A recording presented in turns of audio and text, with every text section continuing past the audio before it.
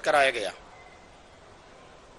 जो जमीन पर जो दिखनी चाहिए उनका विकास वो पूरे मार्च के महीने में इस प्रदेश में नई संस्कृति, जो नई कल्चर जो डेवलप हुआ है कांग्रेस के सरकार बनने के बाद में, और एक लाइन में यदि बोले कि चारों तरफ अंधेरा है, पहरेदार लुटेरा है। आपके माफियाओं के जिस प्रकार से सरकार के संरक्षण, भू माफिया, सैंड माफिया, शराब माफिया, कोयला माफिया, खनिज माफिया, आज अधिकारी सुरक्षित नहीं है इन माफियाओं से, और लगातार अधिकारी के ऊपर वार हो रहे हैं। हमारे पत्रकार साथी सुरक्षित नहीं है। अंबिकापुर में अग्रवाल जी है, प्रेस क्लब ले लूंगा, प्रेस क्लब के अध्यक्ष अग्रवाल जी हैं, उनके ऊपर उनको डराया धमकाया गया और वहां के नगर पंचायत के द्वारा उनको नोटिस थमा दिया गया। यदि ये बिल पास हो जाती पत्रकारों का संरक्षण वाला, तो आज ये स्थिति निर्मित नहीं होती। लेकिन आखिर 3 साल के बाद भी मुख्यमंत्री इस बिल को क्यों नहीं लाना चाहते कि पत्रकार हमारा सुरक्षित हो? और जब लोकतंत्र का चौथा स्तंभ सुरक्षित नहीं है तो पूरा प्रदेश सुरक्षित नहीं है।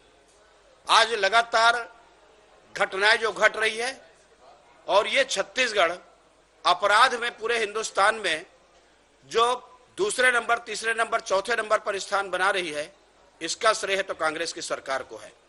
और इसलिए ये जो अभिभाषण कुल मिलाकर के दिखाने के लिए है, पूरे छत्तीसगढ़ का विकास ठप हो गया है और इस प्रदेश में अराजकता की स्थिति निर्मित हो गई है। इसलिए हमने महामहिम राज्यपाल के अभिभाषण का हम लोगों ने विरोध किया है। मुझे ऐसा लगता है कि मुख्यमंत्री जी घबराए हुए हैं, क्योंकि हमारे प्रभारी का जितना नाम हम नहीं लेते उससे ज्यादा हमारे मुख्यमंत्री लेते हैं।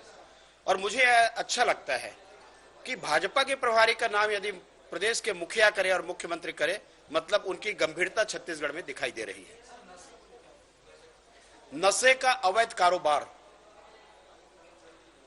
जिस प्रकार से यहां पर एक कॉरिडोर बन गया है, अवैध शराब की मंडी बन गई है, गांजे की अवैध तस्करी के कॉरिडोर बन गया है, और पूरे देश में सप्लाई छत्तीसगढ़ उसका एक स्थान बन गया है। आज छत्तीसगढ़ के खास करके युवा का जो भविष्य है सबसे ज्यादा संकट में है। यदि विकास की हम बात करते हैं तो ये सेकेंडरी है, सबसे पहले युवाओं के भविष्य को सुरक्षित करना है। और अवैध नशे के जिस प्रकार से शिकार हो रहे हैं, उसके जाल में फंसते जा रहे हैं, छत्तीसगढ़ का भविष्य उस समय आने वाले समय में अंधकार में दिखाई दे रहा है।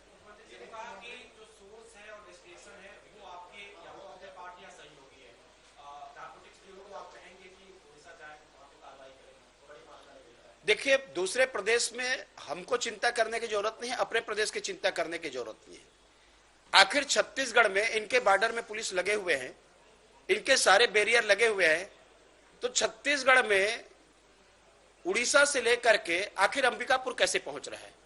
ये जब तक सरकार की मिली भगत नहीं होगी, इनके अधिकारियों की नहीं होगी, तब तक ये संभव नहीं है। इसलिए मैंने कहा कि इनके संरक्षण प्राप्त जो अवैध तस्करी के जो माफिया हैं, उनके संरक्षण में काम कर रहे हैं। मुख्यमंत्री के बातों का 2 दिन भी असर नहीं होता। उन्होंने कहा कि जो रेत माफिया है जो निकाल रहे हैं उनको बंद कर देंगे, 2 दिन दिखा उसका प्रभाव, और तीसरे दिन से अवैध तस्करी, अवैध धंधा शुरू हो गया। इसके बाद में गांजे के संबंध में उसी प्रकार की स्थिति आ रही है, शराब के संबंध में स्थिति आ रही है। आखिर मुख्यमंत्री के बात को गंभीरता से प्रदेश में क्यों नहीं ले रहे हैं? इसका सबसे बड़ा कारण है कि जब तक संरक्षण प्राप्त लोग उनके रहेंगे, तब तक उनके बात को गंभीरता से कोई नहीं लिया जाएगा। और ये संरक्षण प्राप्त लोगों के द्वारा अवैध काम पूरे उनके जुम्मे है, और केवल उसका काम है वसूली करना, और वसूली करके न जाने कहां कहां पहुंचा रहे। इसके कारण छत्तीसगढ़ जो आने वाले समय में और जो आज जो स्थिति देख रही है, सबसे ज्यादा अवैध नशों के कारोबार के मंडी बन गए।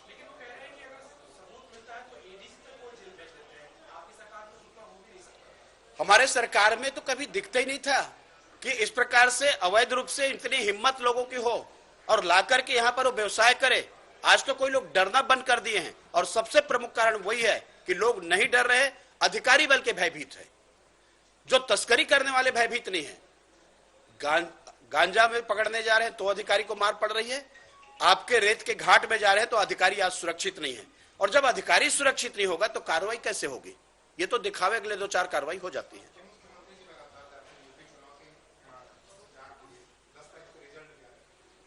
कल का इंतजार कीजिए, परसों आपको छत्तीसगढ़ मॉडल यूपी में दिख जाएगा। कांग्रेस का क्या हस्र होने वाली है, लगातार एग्जिट पोल में लोग बता रहे हैं। और इनके जाने के बाद सीट घटने वाली है, सीट बढ़ने वाली नहीं है, क्योंकि असम का भी हम लोगों ने देख लिया है, जहां जहां पांव पड़े संतन के तहां तहां बंटा ढार। और हमारे प्रदेश के मुख्यमंत्री जहां भी गए हैं कांग्रेस के सीट नहीं बढ़ाए हैं, कम करके आए हैं। देखिए, बजट को लेकर के एक नई उम्मीद जगती है लोगों में। लोगों की एक आकांक्षा होती है, एक सपना होती है कि इस बजट के माध्यम से हमारे लिए कुछ न कुछ बजट में लेकर के आएंगे। लेकिन जिस प्रकार से यहाँ पर कर्मचारियों की बात करें, अधिकारियों की बात करें, संविदा कर्मियों की बात करें, अनियमित कर्मचारियों की बात करें, ये 3 बजट इनका प्रस्तुत हो गया और ये चौथे बजट प्रस्तुत होने वाली है। लेकिन ये बजट प्रस्तुत होने के पहले ही ऐसा लगता है कि जो लोगों में एक उत्साह दिखना चाहिए, प्रदेश के लोगों में एक उत्साह का संचार होना चाहिए, जो ऊर्जा देखनी चाहिए, कहीं बजट को लेकर के चर्चा नहीं है। और उसका कारण है कि इस बजट में लोगों को कुछ मिले ये उम्मीद करना बेकार है, क्योंकि बजट का अधिकांश जो भाग है वो कर्जे में चले जाएगी, ब्याज की राशि पटाने में चले जाएगी, तनखे में चले जाएगी। लेकिन जो लोगों के लिए योजनाएं बननी चाहिए वो धरा का धरा रह जाएगा।